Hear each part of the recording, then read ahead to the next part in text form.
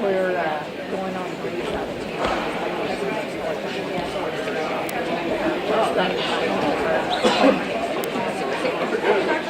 Yeah, I mean, but on the way up, I think I don't even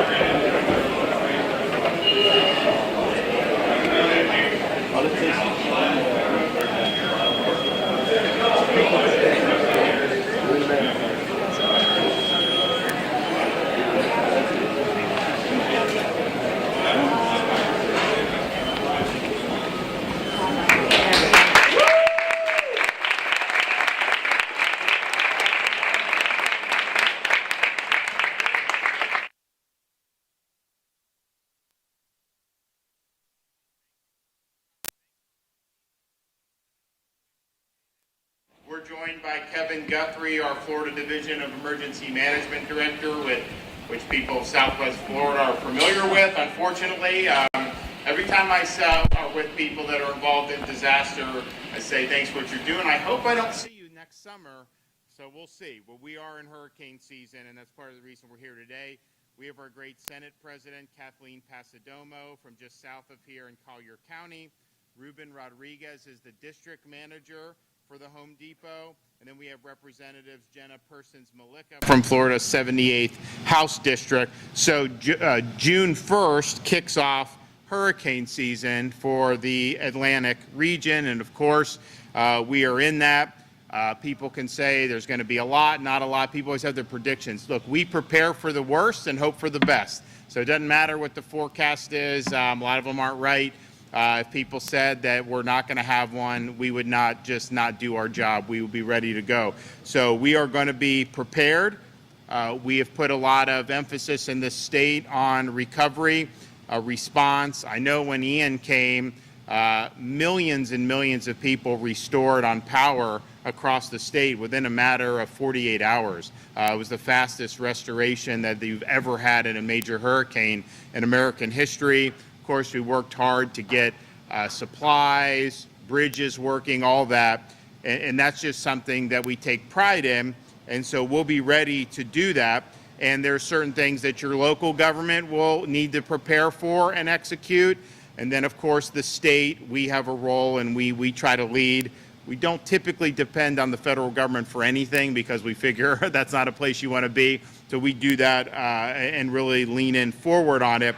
But as individual Floridians, you have a role to play in making sure that you're prepared. And so we are here today to remind folks of the need to have a hurricane preparedness plan.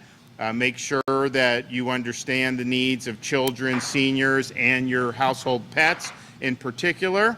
You have to make sure that you have now. Kevin is going to talk about the disaster supply kit that we recommend. And, this has changed over the years. At first, they said maybe have a couple days. Now we recommend having 7 days worth of food and supplies for your family.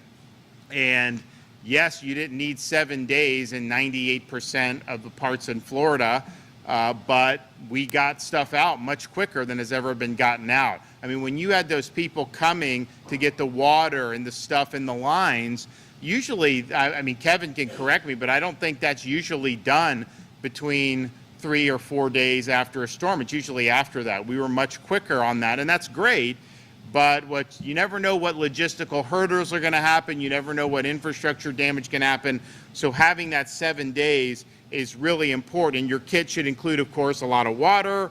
It should include canned food and other non-perishable, batteries, flashlights, reusable ice, pet items, toys, portable power banks, and other things. Now, we're not just saying do this. We're actually helping people make this happen. We are now in the midst, and this goes until June 14th, of our disaster tax preparedness holiday for sales tax. So all the items I just mentioned are tax-free. In addition, other items that are tax-free are portable generators, tarps and other ways to protect against water, smoke detectors, fire extinguishers, carbon monoxide detectors, portable radios less than $50, and much more. And since I've been governor, we've added to the disaster preparedness tax holiday eligible pet evacuation supplies. So wet cat food, wet dog food, cat litter pans, water bowls, pet waste disposal bags, collars, muzzles, leashes, cat litter weighing 25 pounds or less, pet beds, bags of dry dog food and cat food weighing 50 pounds or less, pet carriers, portable kennels, and over-the-counter pet medication. So right now in our disaster preparedness, all of those items are tax-free at retail stores. So take advantage of that and make sure you're doing what you can to do. Now, we've done a lot with working with like the Hotel and Lodging Association so that when you have disasters, hotels that are taking in evacuees, almost all of them now are pet friendly, because we had situations of people having to choose, are they going to leave a pet at home and then evacuate because they didn't think they could take the pet? Well, no, you can take the pet and bring them. All counties now have at least one pet-friendly shelter. And a lot of times, if it does come to the point where you evacuate, you do not need to evacuate regardless of where you live in Florida. It's certain zones, and then once you evacuate from there, it's usually just going to a different part of your own county. You don't need to go to Georgia. You don't need to go to other states. You don't need to drive to Miami or Jacksonville. You have an ability to shelter internally, and you're basically just getting to higher ground. Any place you would go for a hotel or a shelter is going to be able to withstand the winds. It's really just getting away from the water, which can represent a significant threat to life and limb. So short evacuations is something that we talked about, but you have the ability to do this with your pets, so please take advantage of that. Now, generators are an important item. No one wants to be without power at all, especially because we have so much of our lives is hooked up to all these electronic devices, for better or worse. That's just what's happened. People get generators, and that's fine, but it's really important that you know how to use generators. I don't think we had any generator fatalities recently. We've really stressed this. They've had them in years past, but you got to keep the generator 20 feet away from any doors and windows. Sometimes people are running the generator inside. That's going to put carbon monoxide in your home, and you will die from that. You got to wait 20 minutes after the generator turns off before refueling. And this is tax-free. You can spend $20 to get a carbon monoxide detector. So if you're using a generator, that will let you know if it's not being operated properly and some of that carbon monoxide is getting into your home. So, you know, as much as you want to make sure you can keep power going, this can be risky if you don't do it right. So make sure that you do it right. And on most of these storms, once we get a bearing on it, we can probably tell you that you're going to lose power. I mean, when you have a major hurricane hitting an area, you are going to lose power. We try to mitigate that, and we work with the utility companies, and we've done a great job of staging. I mean, for Hurricane Ian, we had, what, 50,000? 40,000 linemen staged from out of state ready to go, and as soon as it passed, they were going and doing things. And then when we had the co-op was not as quick as some of the others, we sent FPL and Duke and all them to help get that in Cape Coral and others, and we're happy to do that. But you can usually rest assured that if you're in the eye of one of these things, there's going to be some interruption to power. So just keep that in mind. So if you miss anything during this sales tax holiday period, don't worry. There will be a second disaster preparedness sales tax holiday around the peak of hurricane season from August 24th to September 6th, so residents can replenish their supplies. You know, the way this works, if you look historically at hurricanes, hurricane season starts in June 1st. You can have a hurricane in June. I'm not going to tell you you can't, but if you look, I mean, the overwhelming majority come pretty much mid-August to mid-October. That's the high season. If you look at how they're plotted with frequency, you know, that really is. So if you wait till August 24th, just know you are in kind of that red zone where the hurricanes are more frequent. So it's best to get what you need now, and then if you need to replenish during those 2 weeks, you have an ability to be able to do that. But you will get another bite at the apple with the disaster supplies. And heck, if you're like me and Mason here, we've got dogs at home, you know, just buy more dog food. You're going to need it anyways, right? I mean, it's amazing how fast they go through all this. So for a full list of tax-free items, go to floridarevenue.com/disaster-prep. And to see the recommended disaster supply kit checklist, go to floridadisaster.org/kit. And so since we may see more tropical tropical activity in the coming months, I'm also encouraging residents to have multiple ways to receive weather alerts and listen to the instructions from your local officials who, you know, they're the ones that are really charged with making the decisions about how people move around the counties or out of the counties. When bridges are open or closed, that's almost always done at the local level. So please heed what is happening in that regard. Hurricane response is really a bottom-up thing. Certainly you don't want Washington dictating it, but it really starts at the local level. Now, Florida, as we get into this season, hopefully we don't have to have anything. I mean, you never know, right? But hopefully we don't. But we are prepared, and if something does strike and you have a period where you don't have access to power, maybe some businesses have been damaged, we are going to uphold the rule of law in this state. And anyone that tries to take advantage of a disaster, there's going to be zero tolerance for that in the state of Florida.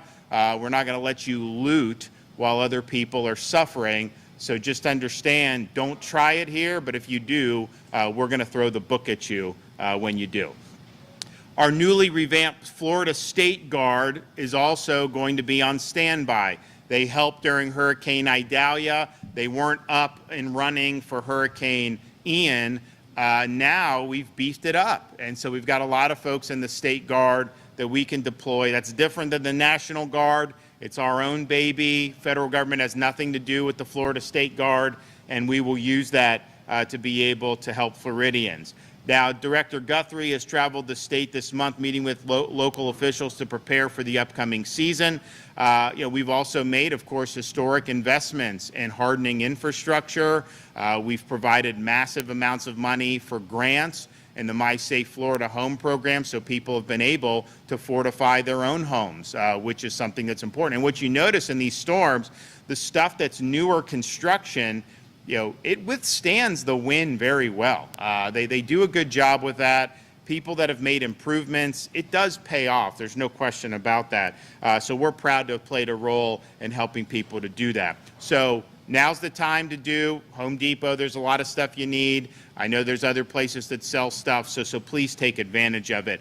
And it's important that we're doing this announcement. It's important we're reminding people But every time I come to Southwest Florida, I usually come bearing gifts, and today is no different. And so we are always looking for ways to fortify infrastructure, particularly after a storm happens. Sometimes you can take stock of what an area may need and act accordingly.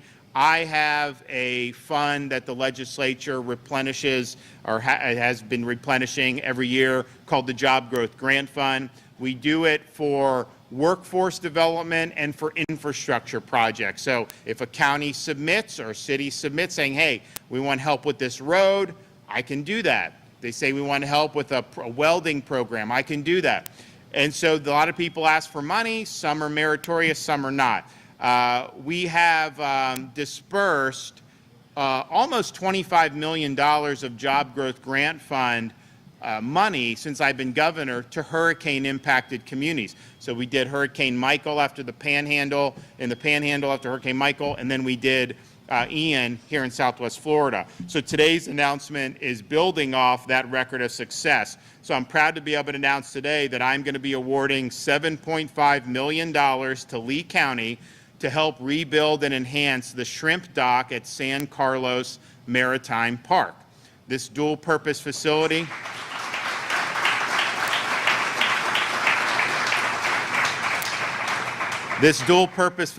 will serve as an emergency operations site to launch barges and provide a place for shrimp vessels to dock and transfer product to distribution trucks. So obviously it's an important part of the economy. If it's needed for disaster response, it's going to be able to serve that function as well. So they're going to have a bulkhead for barge operations, port improvements, loading docks, and mooring points. This is really a meritorious project, and I'm happy to be able to be here to award it. So I have the check somewhere here. Okay. So if you guys want to come, anyone from Lee County want to accept 7.5 million smackers? Okay. Hey, come over here and help with the check. Will you hold the check up for us? Hold it up over your head. There you go. Okay, you guys come over here. There we go. Good job, buddy. All right. Congratulations. All right, you guys take it. You want to go wait in the back and then I'll take you to catch up? All right, we got some other folks. Kevin Guthrie, come on up. Thank you, Governor. It's very good to be back. I think the governor has called my second home here in Fort Myers, so thank you for having us. I want to thank the governor for his leadership, his sound leadership, and his unwavering support in everything that we have done inside of emergency management. It is unmatched by any other governor in any other state. I'm very happy that I get to go out and represent the state of Florida and represent the governor at national and international meetings with other emergency managers, and we talk about what we're doing here in Florida, and they just say, we're never going to be able to do that in Florida. You know, Kevin, just sit down, shut up. We just can't compete. So again, Governor, please accept my humble gratitude for what you do for us. As he's already mentioned, I've spent the last month traveling to all over the state to meet with our county emergency managers to discuss any unmet needs that may arise and challenges that may come. So we've taken inventory of what those things are. Most of that centers around sheltering, food and water, making sure that we have that. And I'm happy to tell you that we have a stockpile in 3 different warehouses, soon to become 1, thanks to the legislature and the governor. But we have plenty of water. It has not been signed yet. Yes, sir. I'm sorry. I premature spoke on that. Perhaps, yes, sir. Perhaps we will have a single warehouse in the future. But we have plenty of water, plenty of food, plenty of tarps and other commodities and equipment that are on hand, ready to go. While we have these resources ready, we want to remind everyone the importance of your personal preparedness.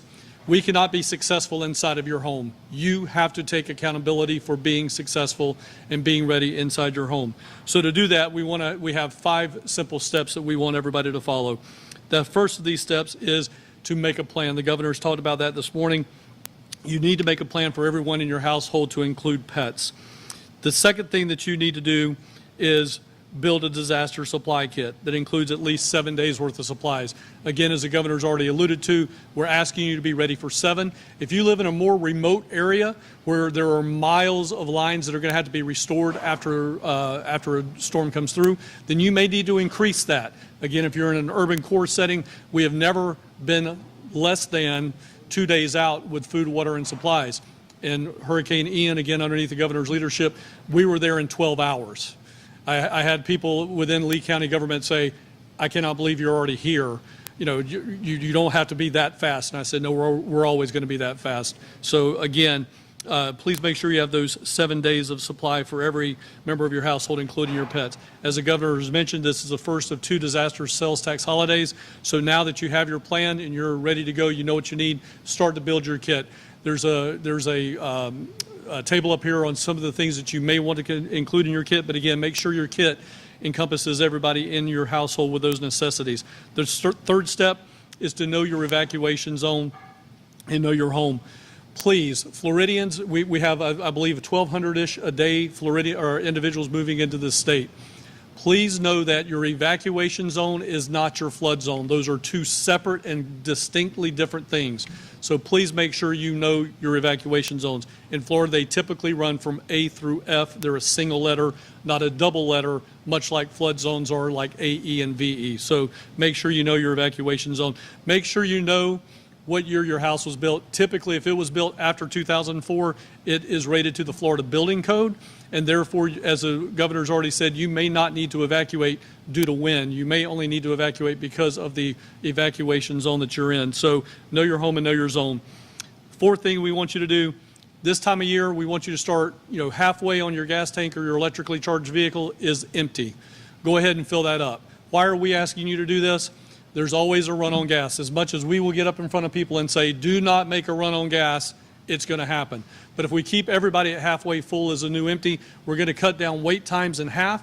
We're going to cut down on supply. We'll be able to go twice as long as we need to. So please, again, halfway full is now the new empty. Keep your vehicles topped off. The fifth thing that we need to do is now that you've got your plan, you got your kit, you know your home, you know your zone, you're ready to evacuate, you've got your gas tank halfway full, you only need to go tens of miles, not hundreds of miles. My generation, my mom and dad's plan for us is we were going to go up what's called the Woodpecker Trail from Jacksonville, Florida, all the way up to Atlanta, Georgia. You do not need to do that anymore. You just need to go tens of miles. Get to a safe structure, get away from the coast.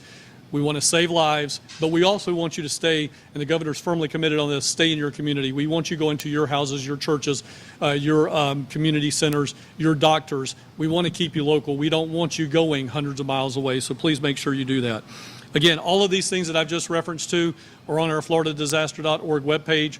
You can get for the plan at floridadisaster.org/plan-prepare/kit for the kit. The guide that you may need is /guide. So again, all of that stuff is located on our website, and you can please make sure this time of year you're following the division on Facebook at FDEM, on X and Instagram at FLSERT. So again, Governor, thank you so much for your support and everything that you do with the division, and thank you so much for having us.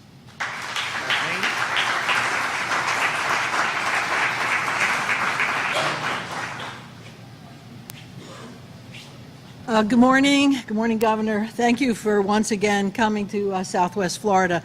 This really is his second home. I'm trying to get him a little more south to Naples. I'm not sure if I can do that yet. Couple of things. Director Guthrie took my words because the preparedness, we all know what we need to do. We lived through it last year or 2 years ago. The governor was here pretty much every day after Ian. So I think we know what we need to do. We just have to do it. Let's just not put it off. As I was sitting here, I'm thinking to myself, what do I need to do to get to prepare for my house? I haven't done it yet. I better start. Sales tax holiday is the perfect time for us to do that. Hopefully Home Depot will be packed with residents on Saturday buying the things that they need. I do want to say something about the governor and the help that he has provided, because I never want to miss the opportunity, because we all lived through Ian, and the people in the Panhandle have lived through Idalia, and we know what the governor and Director Guthrie, and really all of the emergency management personnel from the state of Florida have done for us as citizens. And I'm confident that if we have another event, that the governor will be here. Since you did bring up the budget, probably let me put in a little plug for Southwest Florida. We actually have some really important items in the budget that are related to repair after the hurricanes. So the sooner you sign it, the better for us. You brought it up, I didn't. But I'll just close with, I'm really glad to be here at Home Depot. That's kind of my store. I spend a lot of time there. I buy all my orchids there. Please keep the orchids going. But it's really the people who work at Home Depot and the people who work at Lowe's and the people who work at Ace Hardware who are so careful and considerate. And when we are looking, most of us don't know what we need, but the people who work in these stores do, and they are so helpful and so wonderful. And I want to just do a shout out to the people who work here at Home Depot, because without you guys, I'd be buying all the wrong things that wouldn't work. And so keep it up. And again, thank you, Governor, for coming.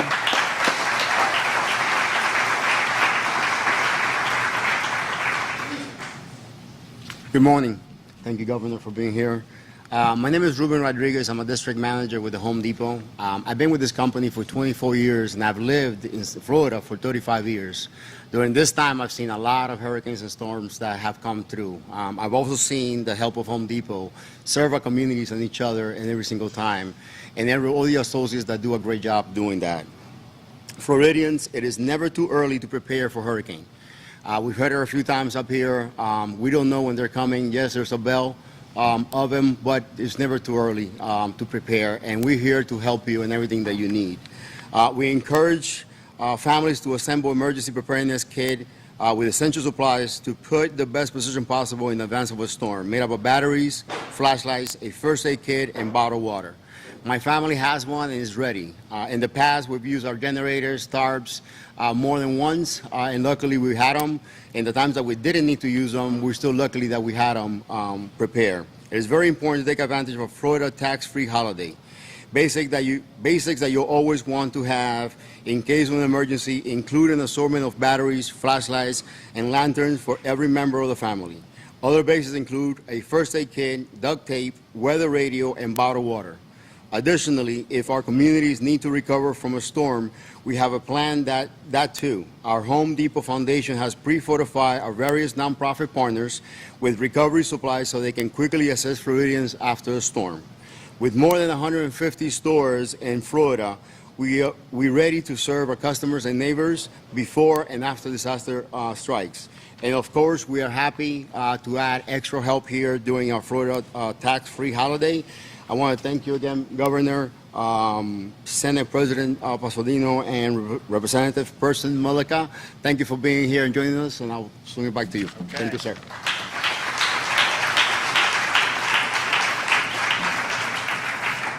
So I think the post-Ian stuff looks good in the budget. I mean, I haven't, we're going to bring it in for a landing very soon.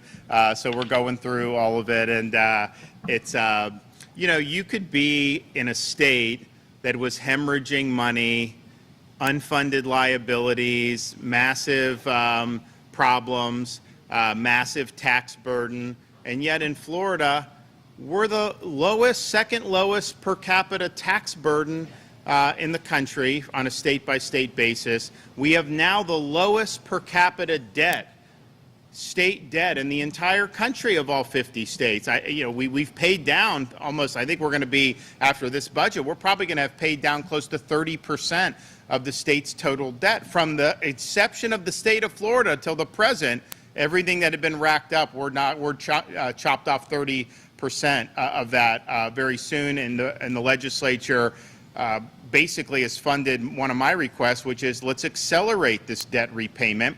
And if it doesn't make sense to do it, we won't, because sometimes you pay more when you do it. But if we can do it at a discount and retire it, it makes perfect sense to do it. So we're doing all of that, and the budget is going to be basically static in terms of the overall level of spending. I mean, there aren't very many places that actually have any restraint on this. And we've had a lot of inflation. I mean, I've had to put in more money for Kevin's projects because of how much more it costs with all the inflation. I put more in for roads because the cost has gone up so much. But even with all of that, even with doing record education funding, even with doing record environmental funding, we're going to have the reservoir done here very soon. That's going to help the Caloosahatchee. We've done a lot in beach renourishment. We have a massive infrastructure program moving Florida forward. In spite of all of that, we still have a budget that is half of New York's budget, which New York has millions fewer people than us now, and yet our budget is half. We have the lowest number of government workers per capita in the entire United States of America. So it's going to come in for a landing in ways that are very, very good. We're using the limited amount of tax money we take in, and honestly, a lot of the tax money in Florida is paid by non-Floridians because they come in and they stay, they pay sales tax, people that have vacation homes pay, all this stuff. And so the Floridians' burden is lower because we have the luxury of having that. But you should feel good about where we're at. And not only no income tax, we're never going to have an income tax, but there would never even be a need to when you're fiscally responsible. You know, these liberal states, they do dumb things, they hemorrhage money, and then they double down on the dumb policies and raise taxes even more, and that just causes more individuals and businesses to leave, and it's a vicious cycle over and over again. So happily for our state, that is not a cycle that we're interested in indulging in, and we're going to keep a virtuous cycle of surplus, paying down debt, tax relief, meeting the obligations that we need to, and so I think it's going to end up being something that has been very good, and I think people will be very pleased with the final result of what we do. I'm also just like to congratulate, we've got both Florida State and University of Florida are playing in the NCAA Baseball Super Regionals this weekend, and there's a trip to Omaha for the College World Series on the line for both of them. So we want to wish both of them a lot of luck. I got a little one here who's a big fan, and if one or both make it, you may see Mason and me in Omaha cheering on one of the Florida teams. So we're happy to be here. Happy to take a couple questions. Yes, ma'am. Good. Moving forward, following Donald Trump's conviction, what is your role in the Trump campaign going to look like? And do you plan to travel with him? Do you plan to help him raise any money? So I think it's been reported we've been active in raising money. I think it's important, and we're going to continue to do that.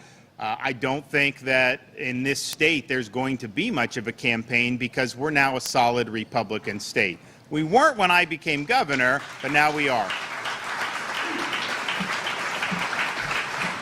And so I don't think that that the statewide races are competitive at all. I think that that's just the reality of the situation, and that's good.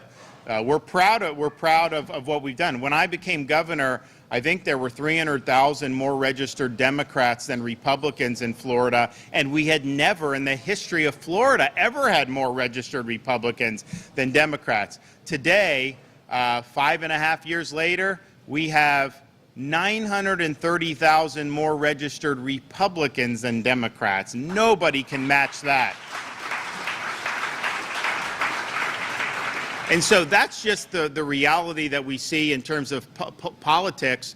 I think people were just so used to Florida being such a close state because it was for many decades. 2022 kind of blew that out of the water, and so now we're in a different spot politically. But I do think, just given our level of support we've been able to enjoy, we've got an ability to help in that regard. I will say this, this election, not in Florida, I think has been beneficial for Republicans, but you have had more internal migration in this country from 2020 to 2024 than in most four-year stretches in our history, and maybe more than any stretch.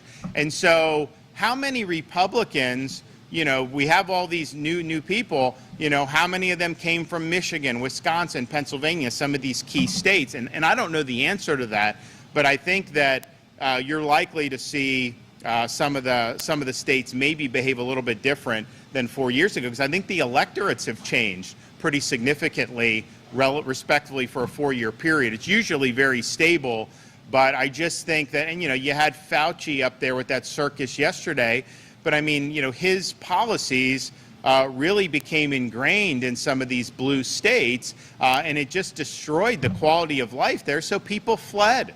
They ran to Florida, they ran to Tennessee, Texas, all these other places, and that's been something that's been really significant. It's not just a little blip. It's not just a little on the edges. I mean, I do think you've seen serious change. So stay tuned on how that is going to shake out. But it's interesting because I can tell you this state will behave differently in 24 compared to it did in 2016 and 2020 because the state's more Republican now.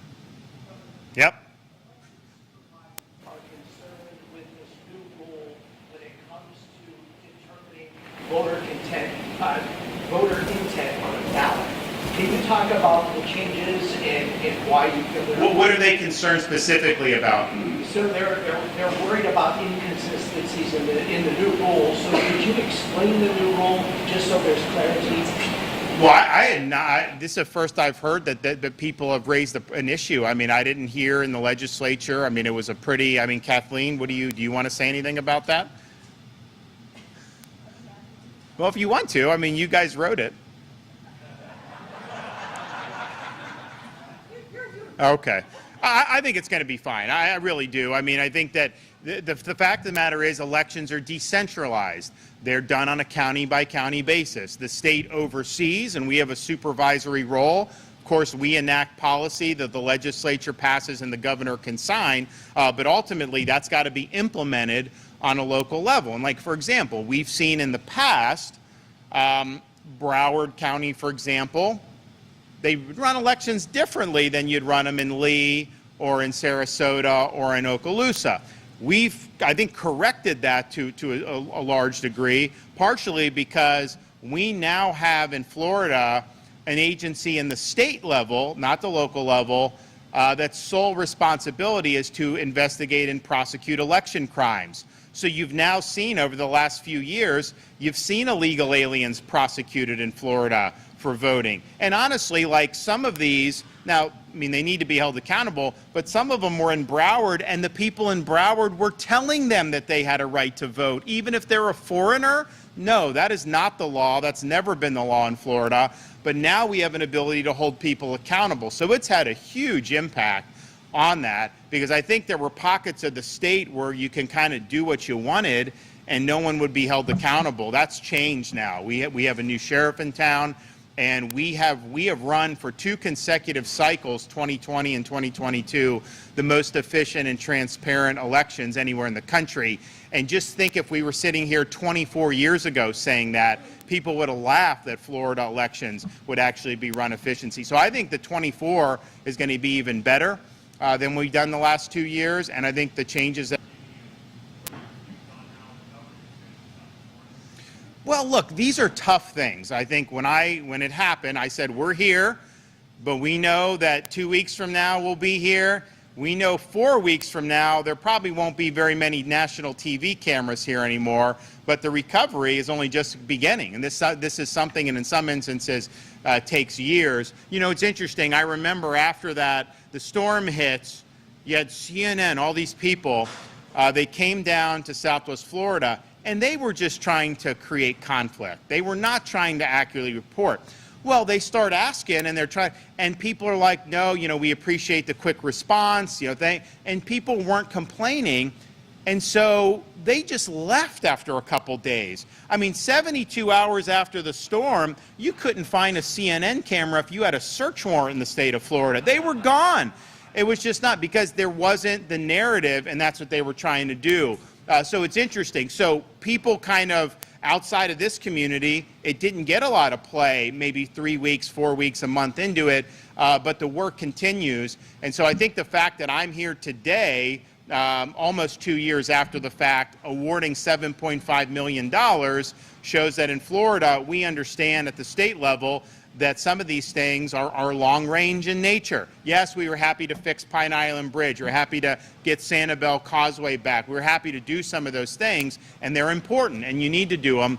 But there are also certain things that just take a little longer. Now, I know there's different things like in the private sector, all that stuff that people have got to work through that the state really isn't involved with. But I will say this, all the best, all the worst aspects, if this type of storm had hit other parts of this country, you would not be having people moving in here, investing, in those places. They would have been knocked on their back, and a lot of them probably never would have recovered. And so in Southwest Florida, the question is not whether there's going to be a recovery. The question is really, and it's not even whether that's going to come back stronger. That's, I think, for sure. Just how much stronger is it going to be? So that will happen. So these are difficult things. We continue with Kevin. We've done a lot of stuff just in the last year compared to the first 6 months, for say, when it's more fresh in people's mind.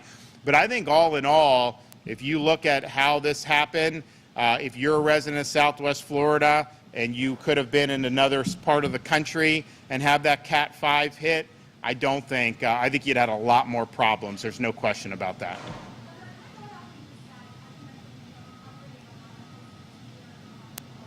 Barely even started.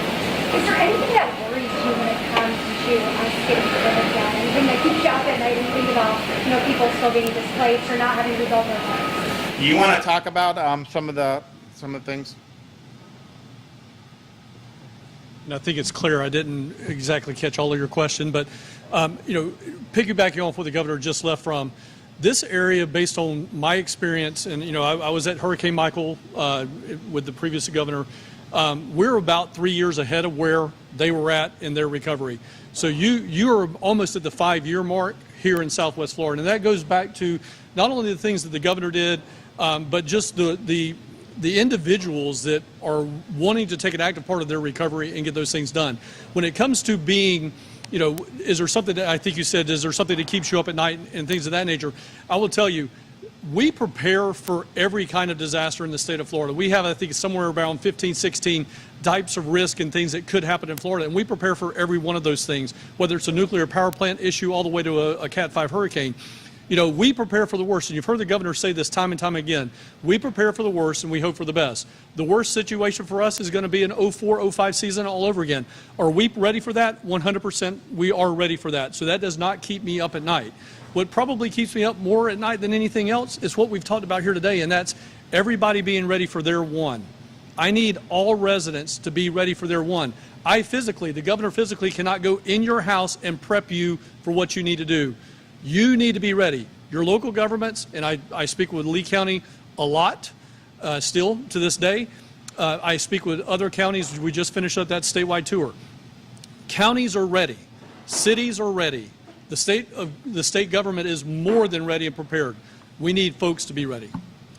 Yeah, and just like from my experience, so if you think about the last, 35 years in Florida, Andrew, Michael, and then Ian were kind of our three biggest. No, I'm not saying the others weren't.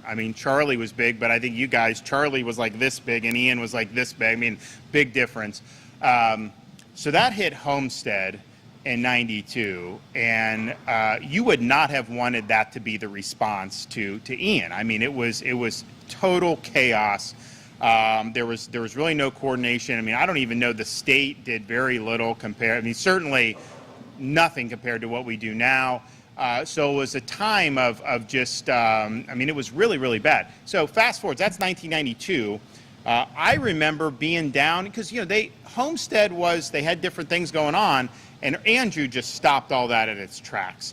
And I remember going down when I was playing baseball in college, and they'd bring in other teams from the country. So you're in that little baseball stadium they had in Homestead, and we're just driving around, and you could, the whole place was dead. It just didn't have any vitality, and that's something, I still think to this day, you could argue they haven't 25, it took 25 years. So you guys are ahead. It's not an easy thing, but when this happened, obviously the state responded, the locals, I remember the sheriffs and the police and everybody out there. It was really all hands on deck, and you felt good that there was a quick response. But then you think about, okay, you know, well, what does this mean for the future? And like 6 weeks in, you got people down trying to buy lots in Cape Coral, like big money. They want the houses. And I'm just thinking to myself, normally like a hurricane may dissuade people, but I think what happened was people saw how pretty it is here, and they're like, okay, well, we want to be a part of that. So you've had a lot of people that have wanted to invest in this part of the state with private capital. To me, that says a lot, because that says they're bullish on what's going to happen in the future. So I would say that there's, Kevin said, you know, where you guys are at is normally 5 years after a storm, and you're here in less than 2. And it doesn't mean that it's easy. It doesn't mean that there are a lot of challenges, because there are. But I think Andrew's a good example of how difficult this can be, and how a storm of that. And Andrew was higher winds than Ian, but it was smaller than Ian, a lot smaller than Ian. In fact, I mean, you would Andrew buzzed parts. If you were like 10 miles north of Andrew when it buzzed, a lot of people didn't feel any effects at all. And Michael was similar too. You know, it was kind of like a tornado path almost. Ian, everyone in Southwest Florida felt something, but then it went up the middle of the state. I mean, Kevin and I were in Osceola County. We're in Orange County in Central Florida a week after the storm. St. Augustine had flooding. Daytona Beach, the beach erosion and that's on the east coast of Florida, massive dislocations. So this was a big, big storm, and probably, all things considered, probably the most, I think it was certainly the most significant of this century for us, no question, given the size. Michael may have been stronger, but it was a much tighter thing. So this is a big deal, and it's not easy to be able to do. So, okay, so you're going to have a state budget done very soon. You guys are going to be happy with, well, not all of her colleagues are going to be happy with everything, but you know, you got to make choices. And when I became governor, and this is not about like trying to set records, but the most that had ever been vetoed out of a budget was $800 million out of a budget. I think my second year as governor, we did $1 million.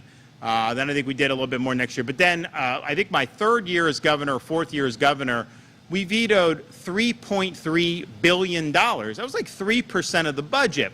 And not that everything we vetoed, some stuff was inappropriate, but not that everything you veto is bad. I mean, there are some things that are, but I had to make a decision, okay, you can just spend money, or you can have that in reserve and you can pay down debt. So we would not be in the position where we've paid off so much debt had I not been willing to do, you know, the vetoes. Now, we didn't do as many vetoes last year than I did the previous year, because I think the legislature did a better job. But there's definitely going to be things, because I want to keep that budget in a very stable spot. You don't want to see big. COVID caused, you know, there was spending that was happening because of COVID. I mean, the DEM were doing all these, and look, I'm happy to do it. I mean, when we had the Delta wave, I set up the antibody clinics. We were the only ones doing that. We set up clinics. We had them in Lee. We had them in all around the country, and that was a division of, all around the state, that was the Division of Emergency Management doing it. You know, I have people to this day will come up and thank me for saving their lives or one of their family members' lives because they had medication. You know, the people like Fauci didn't want to talk about medication and treatment.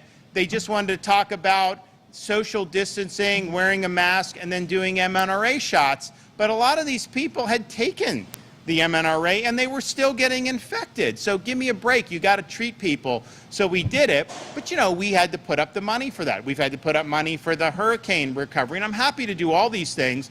All of our infrastructure, from environment to roads to beaches, you name it, that has gotten much more expensive over the last 3 years because of the inflation that you've seen in the economy. So we do that, and we're happy to do that. But at the same time, I think we need an era of stability where people know that the budget is going to be solid, We're not going to get over our skis with things that we're not going to be able to do. Right now in Florida, knock on wood, we outperform the country in the economy, most other states. There's a lot of problems with the national economy. If things were to take a turn for the worse, we are protected against that on our budget. I mean, we've got massive amounts of money in reserve. Normally things like that happen. You'll have legislators around the country come in and raise taxes or do things that a lot of people don't like. Here, you guys don't have to do anything. We'll just take from surplus and plug in if there's a hole. Like, that's really all we have to do because of the good management. So I think it's important, and I think Kathleen's done a great job in her 2 years. And if you think back, these 2 years with Kathleen as Senate President and Speaker Renner as the Speaker of the Florida House, you have never had a 2-year period, not just in Florida, but in the modern history of the Republican Party, where you've put more points on the board across every issue imaginable than we have over the last 2 years. So you guys should be proud of that. Thanks, everybody. We'll see you soon. God bless.